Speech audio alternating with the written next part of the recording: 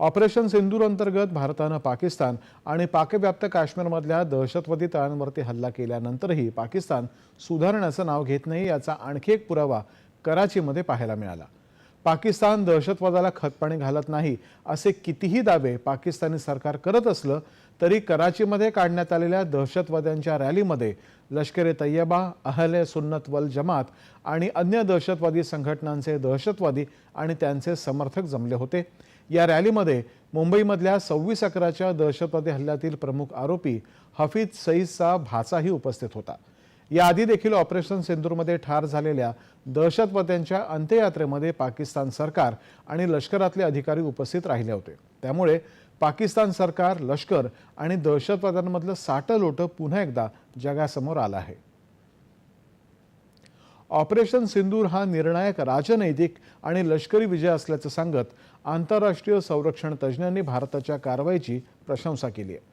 भारताच्या ऑपरेशन सिंदूरनं पाकिस्तान इतका भयभीत झालाय की त्यामुळे युद्धविरामासाठी त्यांनी वेगानं पावलं उचलली, असं अमेरिकेतले पेंटागॉनचे माजी अधिकारी मायकेल रुबेन यांनी म्हटलंय।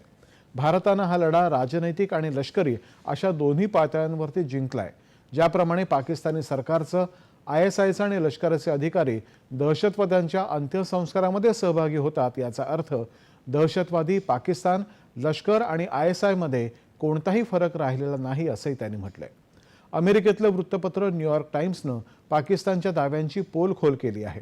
भारतानं केलेल्या कारवाईमध्ये पाकिस्तानचं मोठं नुकसान झालं, त्याउलट पाकिस्तानचा प्रत्येक हल्ला निष्क्रिय ठरला, असं न्यूयॉर्क टाइम्समध्ये छापून आलेल्या वृत्तामध्ये म्हटलं आहे।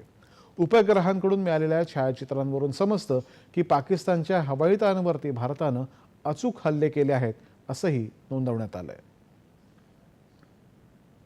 ऑपरेशन सिंदूर केवळ एक कारवाई नाही, तर ते भारताच्या अखंड न्यायाची प्रतिज्ञा आहे आणि त्याची पूर्तता सगळ्या जगानं 7 मेच्या रात्री होताना पाहिली, असं पंतप्रधान नरेंद्र मोदी यांनी म्हटलंय।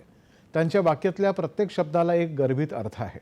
भारतानं दहशतवादी आणि त्यांना संरक्षण देणाऱ्या पाकिस्तानच्या सैन्याविरोधामध्ये जोरदार लष्करी कारवाई तर केली, पण तरीही ऑपरेशन सिंदूर सुरू आहे, त्याचा अर्थ काय, अखंड न्याय म्हणजे काय आणि जगाला दिलेला संदेश कोणता, तेही जाणून घेऊया।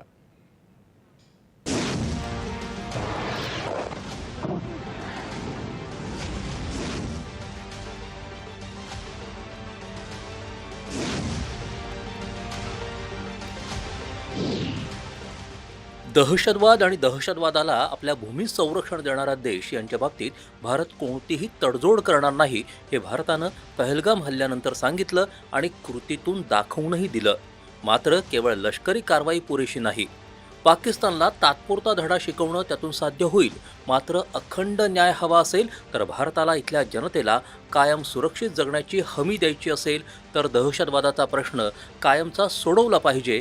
यासाठी भारतानं पाकिस्तान विरोधात राजनैतिक आणि बिगर सामरिक पावलं उचलायला सुरुवात केली। त्याचीच पहिली पायरी होती सिंधू जलकरार स्थगित करणं, जे शस्त्रसंधी नंतरही सुरू राहणार आहे।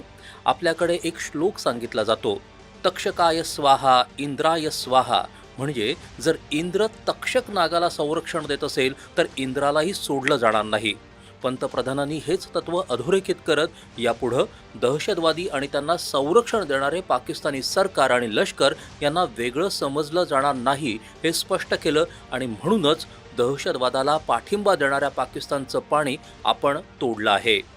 पाकिस्तानच्या 16 दशलक्ष हेक्टर शेतजमिनीपैकी 80% जमीन सिंचनासाठी तर देशाच्या एकूण पाणी वापरापैकी 93% वापरासाठी पाकिस्तान सिंधू जलप्रणालीवर अवलंबून आहे।